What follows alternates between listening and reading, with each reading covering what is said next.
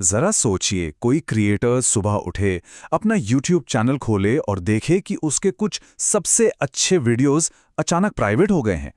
ये देखकर किसी को भी धक्का लग सकता है, लेकिन घबराने से पहले ये समझना जरूरी है कि असल में हो क्या रहा है।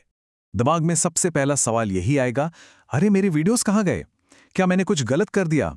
ये एक बहुत ही डरावना एहसास हो सकता है, खासकर जब पता ही ना हो कि आखिर ऐसा हुआ क्यों। तो सबसे पहली और सबसे जरूरी बात, ये YouTube की तरफ से कोई सजा नहीं है।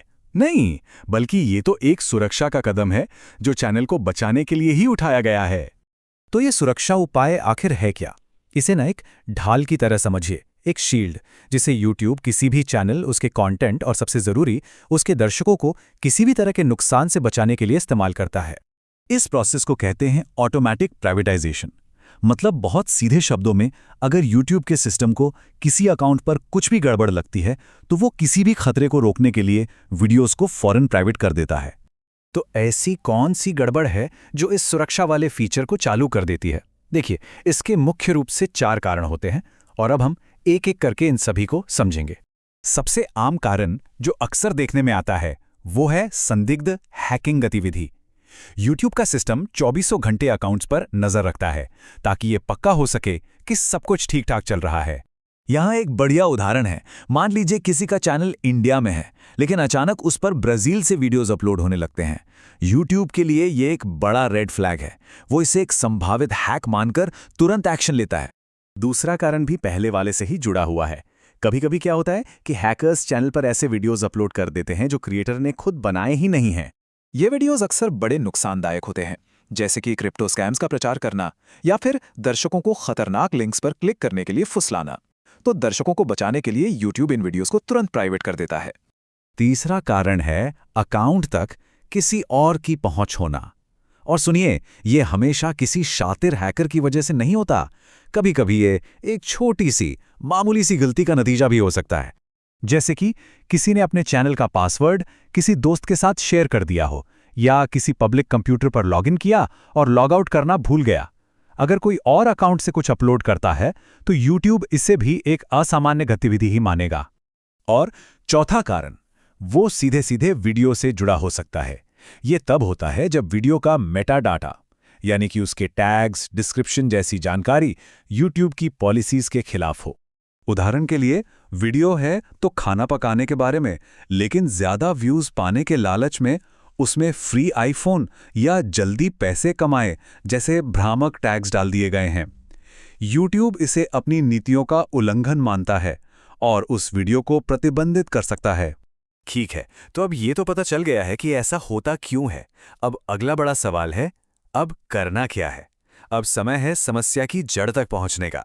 किसी भी क्रिएटर को खुद से बस एक सवाल पूछना है, जो वीडियोस प्राइवेट की गई हैं, क्या वो मेरी अपनी हैं या मैं उन्हें पहचानता भी नहीं? इसी एक जवाब से आगे का पूरा रास्ता तय होगा। तो यहाँ 2 रास्ते सामने आते हैं। अगर वीडियोस अपनी हैं, तब तो समाधान काफी सीधा साधा है। लेकिन अगर उन वीडियोस को कोई पहचानता ही नहीं, तो भाई स्थिति गंभीर है और तुरंत एक्शन लेने की जरूरत है। चलिए अब सीधे एक्शन प्लान पर आते हैं। हम दोनों ही सिचुएशंस के लिए स्टेप बाय स्टेप समाधान देखेंगे, ताकि कोई भी अपने चैनल पर दोबारा कंट्रोल पा सके और उसे आगे के लिए भी सुरक्षित कर सके। सबसे पहले वो आसान वाली स्थिति देखते हैं। मान लेते हैं कि जो वीडियोस प्राइवेट हुई हैं, वो क्रिएटर की ही हैं। हो सकता है किसी पॉलिसी की वजह से YouTube ने उन्हें अस्थायी रूप से छिपा दिया हो। यहाँ बस 2 सिंपल काम करने हैं। सबसे पहले YouTube स्टूडियो में जाकर प्राइवेट वीडियोस को चेक करें। अगर लगता है कि वो सभी नियमों का पालन करते हैं, तो उन्हें बस फिर से पब्लिक पर सेट कर देना है। बस इतना ही। अब आते हैं दूसरे और ज्यादा गंभीर रास्ते पर।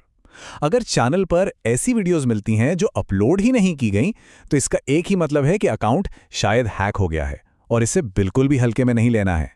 यहाँ एक 5 स्टेप सुरक्षा प्लान है जिसका फौरन पालन करना चाहिए। पहला, उन सभी अनजान वीडियोस को तुरंत डिलीट कर दें। दूसरा, फौरन एक नया मजबूत पासवर्ड बनाएं और 2 स्टेप वेरिफिकेशन ऑन कर लें।